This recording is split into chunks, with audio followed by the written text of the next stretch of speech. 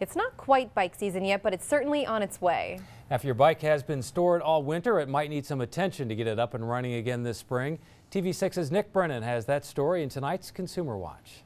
20-25 a piece, just to get The weather is warming up and the snow is almost gone, which means bikes and their riders will soon be much more commonplace in Marquette. But depending on whether you had a place to store your bike out of the elements or not, you might have a lot of repairs to make before it's trail-worthy again. Well, if your bike was stored outside over the winter, it's probably going to need a lot of work.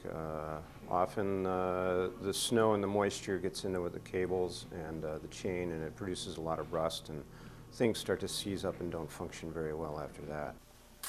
To list a few repair costs, Philip Ott with Quick Stop Bikes says bike parts like chains start at around $20 and hub overhauls start at $15 per hub. But even if your bike doesn't need extensive repairs, he says it's always a good idea to bring it in regularly, whether it's been heavily used or not. Once a year minimum, just to get everything started off on the good foot.